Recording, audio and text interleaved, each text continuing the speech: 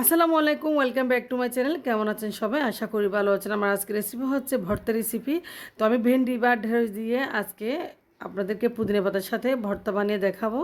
তো বৃষ্টির দিনে আসলে গরম ভাতের সাথে পুদিনা পাতা আর ভেন্ডি ভর্তা খুবই অসাধারণ লাগে। তো আশা করি আজকের ভিডিওটা আপনাদের কাছে ভালো লাগবে। ভালো লাগলে আমার চ্যানেলটি সাবস্ক্রাইব করে পাশে থাকবেন। দেখতে পাচ্ছেন পুদিনা পাতা খুব সুন্দর, আমার গাছ থেকে আমি নিচ্ছি এবং এই পুদিনা পাতা দিয়ে আমি আজকে ভর্তা বানাবো এবং ভর্তাটা খাবো। আপনারা জানেন পুদিনা পাতার অনেক গুণাগুণ রয়েছে। তো পুদিনা পাতা এমনিতে সব ভর্তা থেকে খাওয়া যায়। তো দেখতে পাচ্ছেন অনেকগুলো পাতা নিয়ে নিয়েছি, অনেক সুন্দর কালার পাতার আসলে।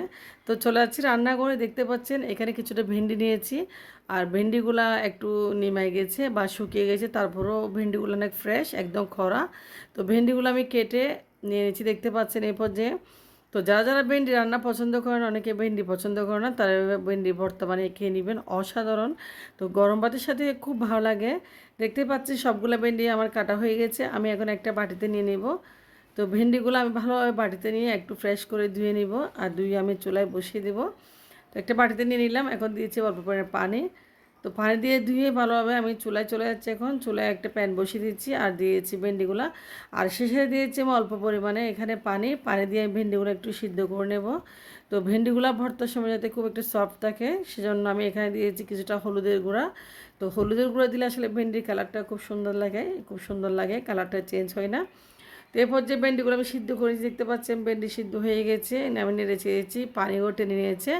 আমি পাশে দেখতে পাচ্ছেন একটু সরিষার তেল দিয়েছি এবং সাথে দিয়েছি কয়েকটা শুকনো মরিচ। তো শুকনো মরিচ দিয়ে আমি ভেন্ডি ভর্তা আজকে বানাবো, আমার খুবই পছন্দ, আর বিশেষ করে শুকনো মরিচের ভর্তা খেতে তো অসাধারণ। তো মরিচগুলো, শুকনো মরিচগুলো ভাজা হয়ে গেছে, এরপর যে ভেন্ডিগুলো পানি টেনে নিয়েছে, আমি ঠান্ডা করে একটা প্লেটে নিয়ে নিলাম। এখন আমি শুকনো মরিচগুলো একটু হাত দিয়ে কষলে নেব, একটু ভেঙে গুঁড়ো করে নেব। তো শুকনো মরিচ দিয়ে আসলে ভর্তা সব ভর্তায় ভালো লাগে, বিশেষ করে আমার খুব পছন্দ কাঁচা মরিচ থেকে শুকনো মরিচ। তো দিয়েছি এখানে পেঁয়াজ কুচি, আর শেষে দিয়েছি আমি এখানে কিছুটা পুদিনা পাতা। তো আজকে পেঁয়াজ কুচি আর পুদিনা পাতা সরিষার তেল লবণ দিয়ে আমি ভালোভাবে একটু কষলে নেব।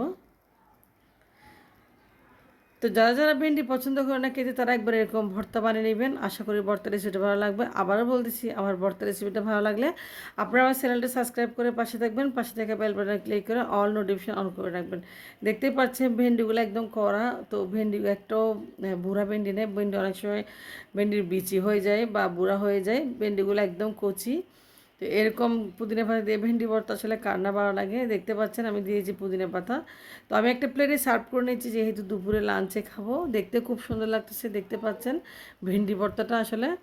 তো একদম খুব মজা হয়েছে, আমি খেয়ে দেখেছি, আপনারা যখন বানাবেন আপনারা বুঝতে পারবেন। এখন আমি একটু ভাত নিয়ে খাচ্ছি, দেখতে পাচ্ছেন আমার খুব আর সহ্য হচ্ছে না, খিদে লাগছে। আর এরকম ভর্তা রাখলে বেশি খিদে লাগে, দেখতে পাচ্ছেন আমি খেয়ে নিচ্ছি।